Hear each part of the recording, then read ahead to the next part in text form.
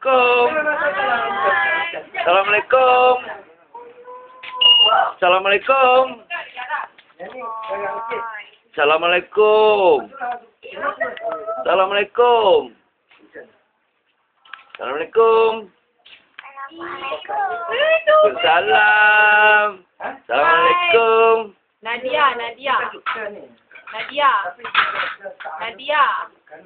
Nadia. Cakaplah Nadia. Sahabat. Nadia. Sahabat. Apa?